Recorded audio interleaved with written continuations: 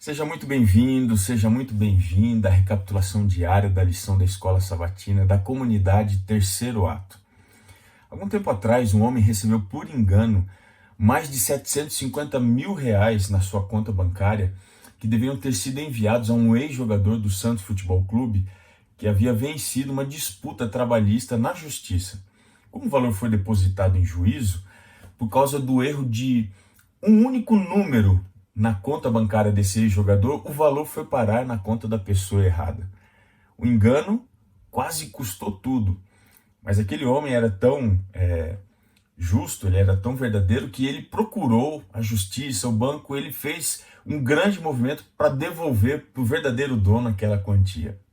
Quando a gente vai analisar a aliança que Deus fez com Abraão, você percebe que ele havia prometido terra, descendência, mas aparentemente isso não se cumpre, ou pelo menos não se cumpre imediatamente na história de Abraão. Talvez Deus teria se enganado.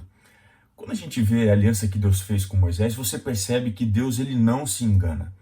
E eu queria ler com você aqui, em Êxodo capítulo 6, o verso 2, o que nós podemos começar a entender da aliança que Deus fez com Moisés. Diz assim: aparecia a Abraão, a Isaac e a Jacó como Deus Todo-Poderoso, mas pelo meu nome, o Senhor, eu não lhes fui conhecido. Observe que a aliança que Deus faz com Moisés é uma continuação da aliança que ele fez com Abraão. Mas como essa aliança foi continuada? Eu queria que você entendesse isso comigo, voltando lá em Gênesis capítulo 15. Gênesis capítulo 15. Olha só o que diz ali, olha.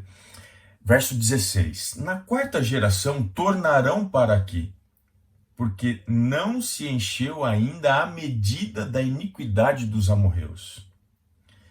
Naquele mesmo dia, diz o verso 18, fez o Senhor aliança com Abraão, dizendo: a tua descendência desta terra. Olha só que interessante. Deus deu a terra para a descendência de Abraão, mas com um intervalo de tempo de 400 anos. É exatamente esse o período de graça que Deus estabelece aos habitantes daquela geografia que seria no futuro a terra dos filhos de Abraão ou dos filhos da promessa. Portanto, o conceito de o eleito trabalhar em função dos outros é muito claro aqui. O povo estava sofrendo a dificuldade do cativeiro para que Deus ainda desse um último momento de misericórdia aos habitantes daquela geografia. Assim, quando Deus chama Moisés, ele vem para cumprir aquela promessa que ele havia feito a Abraão. Só que com um detalhe muito interessante. Quando Deus chama Moisés, ele diz: eu apareci como todo-poderoso para Abraão, para Isaac, para Jacó, mas para você eu vou fazer algo diferente. E aqui está a diferença da aliança de Moisés com a aliança de Abraão. Deus revelaria o seu nome para Moisés. E o que isso significa? Quando você vai no livro do Êxodo, capítulo 23, a partir do verso 20 você descobre o que significa o nome de Deus dentro do contexto da aliança com Moisés. Diz assim: eis que eu envio um anjo adiante de ti, para que te guarde pelo caminho e te leve ao lugar que tenho preparado. Guarda-te diante dele e ouve a sua voz, e não te rebeles contra ele, porque não perdoará a vossa transgressão, pois nele está o meu nome. Olha só que interessante, verso 23. Porque o meu anjo irá adiante de ti e te levará aos amorreus, aos heteus, aos ferezeus, aos cananeus e aos heveus, aos jebuseus, e eu os destruirei. Observe que o nome de Deus, como parte da aliança, significava agora a própria presença de Deus. Deus conduzindo o seu povo, coisa que ele não havia feito com Abraão, com Isaac e com Jacó. Aqui está a diferença. E qual a razão de Deus conduzir o seu povo? Deus o tiraria do contexto do Egito, do cativeiro, e o levaria à terra prometida, sendo ele agora o guia no meio do deserto. Aqui está a diferença do nome dentro da aliança. A presença de Deus, ele próprio conduzindo o seu povo. E essa imagem da saída do Egito e a chegada à terra prometida é a imagem do plano da salvação.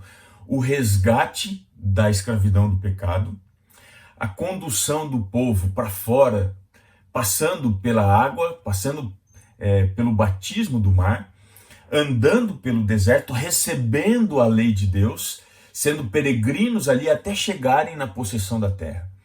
Essa é a imagem que está por detrás da aliança de Deus com Moisés.